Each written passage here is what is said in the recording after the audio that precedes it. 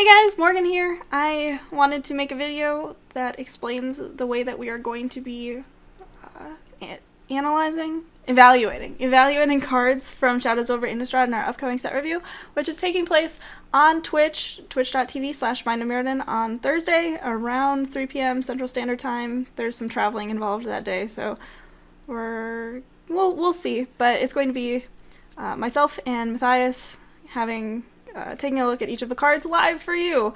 And as always, our YouTube recording, or our Twitch recording, will be going up on YouTube the next day.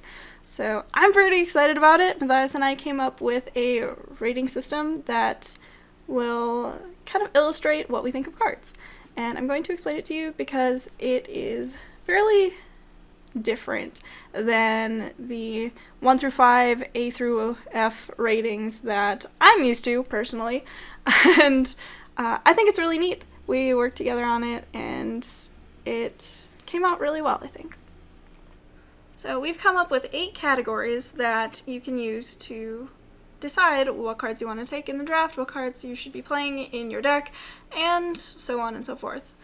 I also came up with a really neat chart to illustrate how many of each category you can expect to be playing in your deck. So the categories are top 10, power first picks, premium staples, situational cards, replacement cards, and dregs. You can expect 0 to 2 top 10 and power first pick cards in your average draft deck. You can expect 2 to 3 first pick cards, around 5 premium staples, 15 to 17 staples, around 1 or 2 situational cards, hopefully 0 but maybe 1 replacement card, and 0 dregs in your deck. One of the reasons that you'll frequently see 0 dregs in your deck is they are usually cards that Wizards has printed specifically for Constructed, and they don't include many of those cards in draft formats, which is great. Thanks, Wizards. One of the goals of our rating system was to be pretty descriptive. Rather than using letters or numbers, we've given each category a name. So, as top 10 suggests, top 10 cards consist of the cards that are possibly the top 10 cards in the set. This is not necessarily just exactly 10. It could be any number of cards that are rated as top 10, but it's usually going to be pretty selective. These are the cards that will win you the game if left unchecked, that are hard to answer, and that you will probably not see beyond pick 1, pack 1. These are cards like Endbringer from Oath of the Gatewatch. Endbringer took over the game, it drew you cards, it pinged things and people, it untapped, it attacked, it blocked. It did it all, man. Our next category is power first picks. Power first picks are better than all of the commons. Gone are the days where there would be an extremely efficient removal spell at common that you would take over basically anything. Now we have uncommon removal spells that are better than common removal spells, as well as uncommon creatures and spells that are just really, really good. These cards are gone by around pick 4, and they include cards from Oath of the Gatewatch, like Nissa's Judgment, Deep Fathom Skulker, and Munda's Vanguard. As you can see, this includes both rares, mythics, and uncommons, because there are some mythics that are better than others, and there are some uncommons that are better than rares. It happens.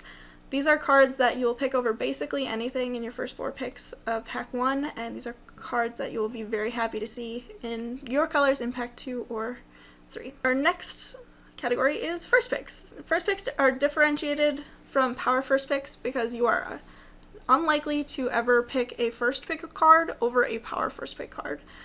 First picks can be first picked. You're pretty happy to have them, and they can be seen as a signal if a first pick in your color comes to you pick 4 or later. For example, Oblivion Strike, Malakir Soothsayer, and Scourge of Valkis are all first picks, but you wouldn't take a Scourge of Valkis over Nissa's Judgment. The next category is premium staples. Premium staples will be taken around pick 3 through 7. They are nearly always played if you are in those colors, and it can be considered a signal if a premium staple tables. Premium staples are not something that you are very excited about first picking, but you can first pick them. include things like Zadis Commando, Core Sky Climber, Roiling Waters, and Stalking Drone. They have a higher power level than regular staples, and they have a lower power level than first picks, but they are cards that you are very happy to have in your deck. Our next category is our biggest category. Most of the cards in a set are, these days, going to be staple commons. Staple commons are cards like Kozilek's Translator, Core Scythe Master, Gravity Negator, Tajir Pathwarden that it's okay to pass when they're on color, but your deck is frequently built of these. They can table, and if they table, it's not a signal. They just tabled. Like I said before, I want to reiterate, most of the cards in the set are staple commons, and you will be very happy if your deck consists mainly of staple commons. Our next category is situational cards. Situational cards are premium staples in certain archetypes, but they're not very good in other archetypes. This can be seen pretty clearly in Oath of the Gatewatch, which had fairly clearly defined archetypes.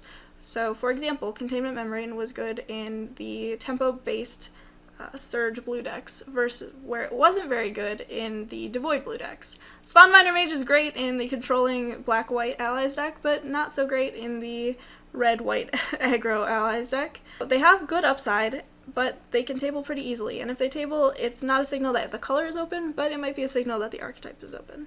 Our next category is the replacements category. Replacements are frequently worst versions of staple cards, and they are cards that you are actively looking to upgrade as the draft goes on.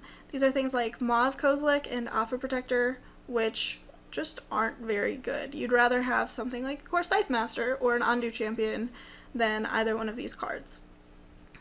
They have pretty low upside, and they're cards that you just don't really want to play. If you play them, your sealed pool was very shallow, and I'm very sorry. The last category is dregs. Dregs should mostly table. They end up in sideboards, and they have very limited applications. They are cards that you really don't want to play, and they're cards that you will probably find you have the most of after looking at your inventory after doing a couple drafts. These are cards like Abstruse Interference, Consuming Sinkhole, Untamed Hunger, Elemental Uprising, and Dazzling Reflection. These are cards that, if you find the situation that they're good in, hey, it might be pretty sweet. Dazzling Reflection against Breaker of Armies, for example, is pretty sweet. However, these are once in a blue moon, and these situations should not be taken as a sign that these cards end up in the situational category or even the replacement category. These cards are not good. Thanks for watching. Don't forget to join Matthias and I on my Twitch channel, twitch.tv/mindofmeriden, on Thursday at 3 p.m. Central Standard Time for a full Shadows over Innistrad set review. I'll see you then.